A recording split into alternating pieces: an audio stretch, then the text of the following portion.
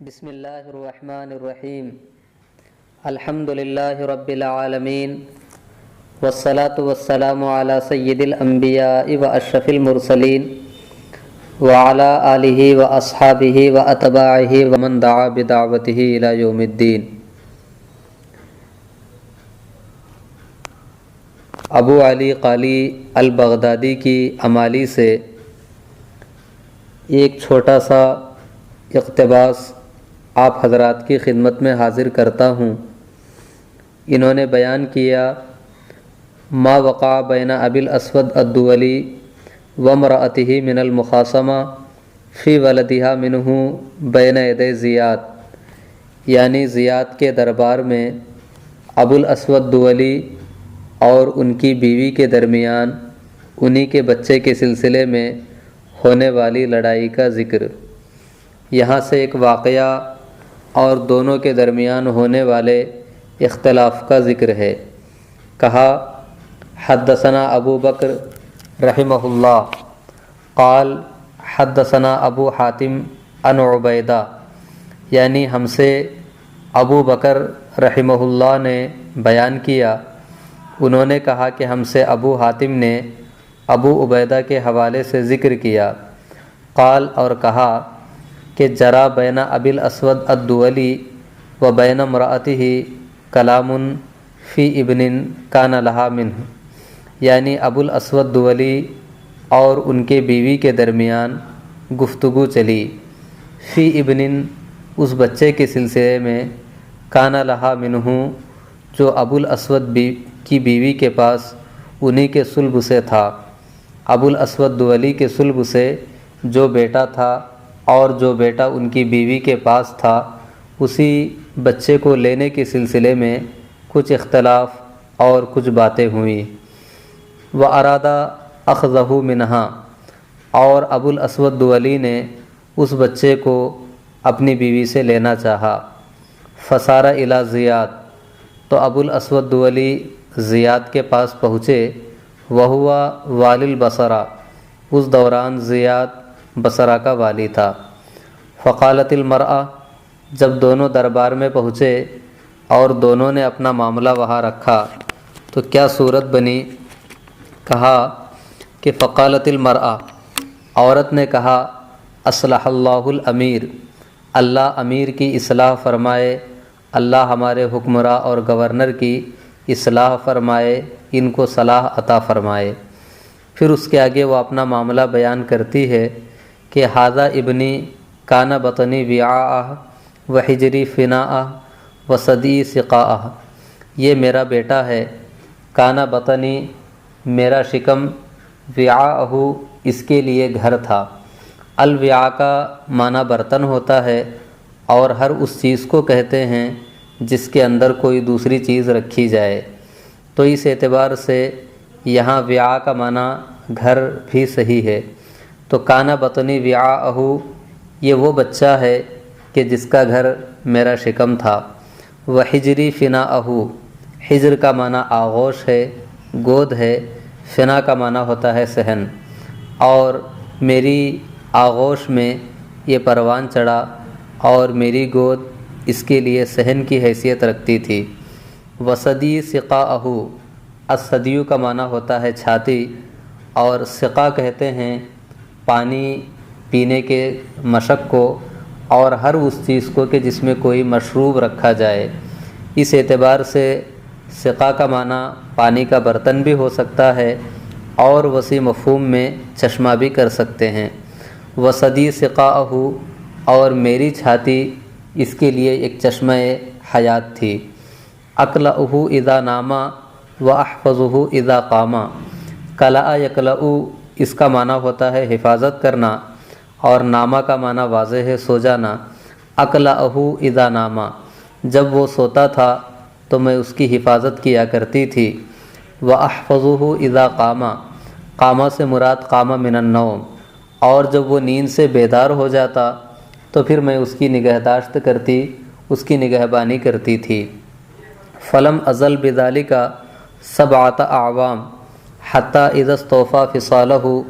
وکملت خصالہ، film ازل بذالک، اسی معاملے میں اسی صورت حال کے ساتھ بذالکہ کا مرجع بذالک الامر، یعنی جو میں اس کو گود میں لیے رہی، اپنے آغوش میں لیے رہی، اپنے چھاتی کا دودھ پلاتی رہی، سوتے وقت نگہبانی کرتی رہی، بیداری میں دیکھ بھال کرتی رہی، ذالک الامر کلہ فلم ازل بذالک الامر کلہ، اس پورے معاملے میں مسلسل میں 7 سال تک لگی رہی، حتیٰ اذا استوفیٰ فصالہ وکملت خصالہ واستوقعت اوصالہ وعملت نفعہ ورجوت دفعہ اراد ان یأخذہ منی کرہن۔ کہا کہ استوفیٰ یہ وفا سے بنا ہے، وفا کا معنی ہوتا ہے پورا کرنا، استوفیٰ کا معنی پورا کرنا، تو استوفیٰ فصالہ یعنی مدت فصالہ، فصال کا معنی ہوتا ہے دودھ چھوڑنا، یہاں تک کہ جب اس نے دودھ چھوڑنے کی مدت مکمل کر لی، پوری کر لی، وکملت خصالہ، کملا یکملو اس کا معنی ہوتا ہے کسی کے اندر کمال کی صفت پیدا ہو جانا، خصلت کا معنی عادت، وکملت خصالہ اور اس کی خصلتیں اور عادتیں بہتر ہو گئیں، واستوقعت اوصالہ، الوصل الوصل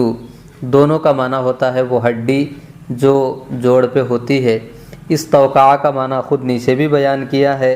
اور لغت میں بھی ہے کہ استوقع بمعنی اشتدہ، واستوقعت اوصالہ اور اس کے جوڑ مضبوط ہو گئے، اس کی ہڈیاں مستحکم ہو گئیں،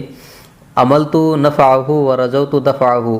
عملہ یعمل نصر ینصر سے امید لگانا، ترجا و تمنا کے معنی میں، نفعن کا معنی واضح ہے، رجا یرجو کا بھی وہی معنی ہے جو عملہ کا ہے، الدفع کا معنی ہوتا ہے دفاع کرنا،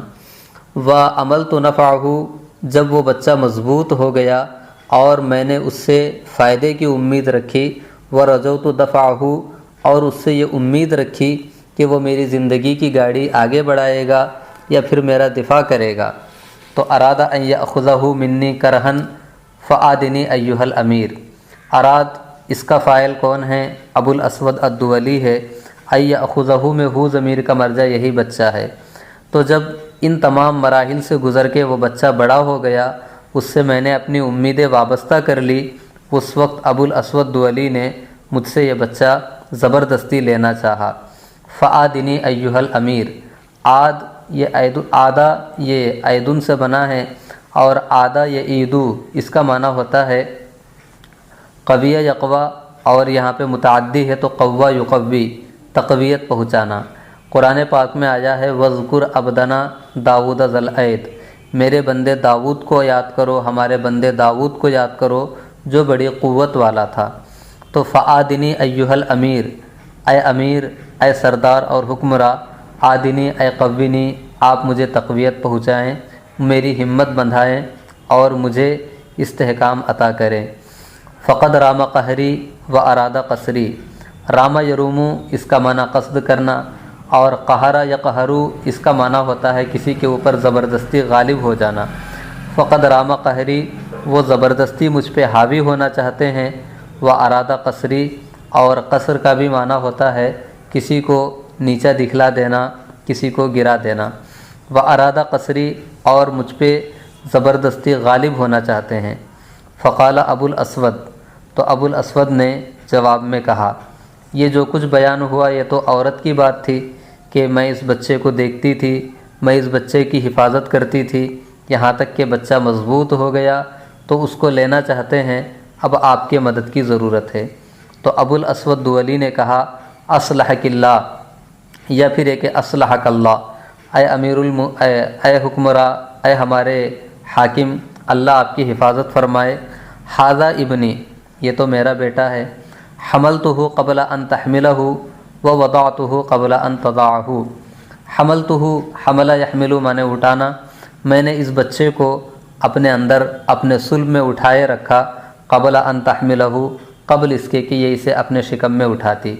اس کے شکم میں آنے سے پہلے اسے میں نے اپنے صلب میں سنبھالے رکھا، اور ووضعتہ قبل ان تضعہ قبل اس کے کہ یہ اس بچے کو برآمد کرتی، میں نے اسے اپنے وجود سے برآمد کیا۔ وَأَقُومُ عَلَيْهِ فِي أَدَبِهِ وَأَنظُرُ فِي أَوَدِهِ، قام علیہ کا معنی ہوتا ہے تولا امرہو کسی کے معاملے کی حفاظت کرنا، کسی کی نگہبانی کرنا، واقوم علیہ فی ادبہ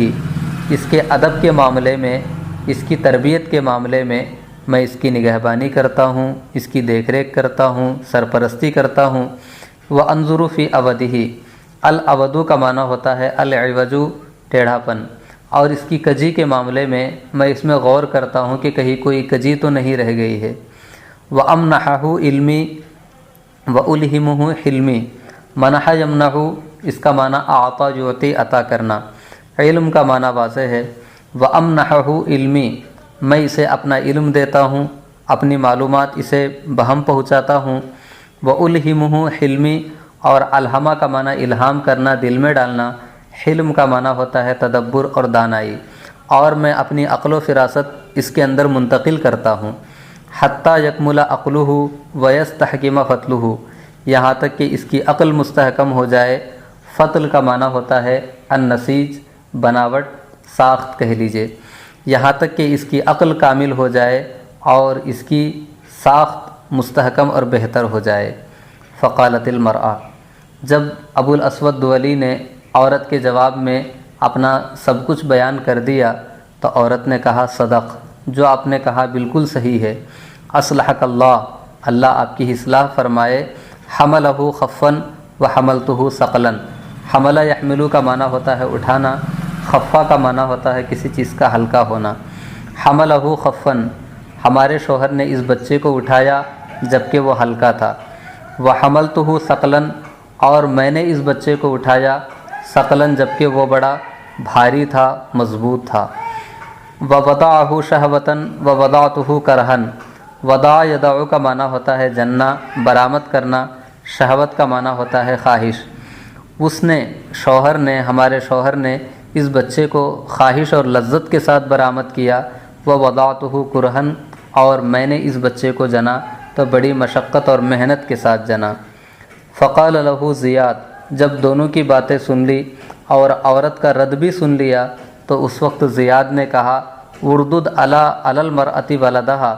فہی احق بہ منک، اے ابو الاسود رد یرد معنی لوٹا دینا، علی المرأۃ ولدہا اے ابو الاسود آپ عورت کو اس کا بچہ دے دو، فہی احق بہا منک یہ عورت اس بچے کی آپ سے بھی زیادہ حقدار ہے۔ ودعنی منک سجعک ودع یدع کا معنی ہوتا ہے چھوڑنا، اس سے پہلے واو عاطفہ ہے۔ دعنی اے اترکنی من سجعک اور آپ اپنی مسجع مقفع گفتگو سے مجھے آزاد کر دے، مجھے اس کے جھانسے میں نہ لائے۔ تو یہ تھا یہ ایک مخاصمہ اور یہ تھا اس کے نتیجے میں ہونے والا فیصلہ۔ اخیر میں ابو علی قالی نے کہا فقال ابو علی استوقعت اشتدت، اوپر جو استوقع لفظ گزرا ہے اس کا معنی اشتدہ ہے، اور آدنی کا جو لفظ گزرا ہے اس کا معنی قوینی و اعنی، آپ مجھے قوت بہم پہنچائے اور آپ میری مدد کریں۔ تو یہ ایک درس تھا، انشاءاللہ اگلے درس میں کتاب کے باقی اسباق ہم آپ کے سامنے پیش کرنے کی کوشش کریں گے۔ وصلی اللہ تعالی وسلم وبارک علی خیر خلقہ سیدنا و مولانا محمد و آلہ و اصحابہ اجمعین برحمتک یا ارحم الراحمین۔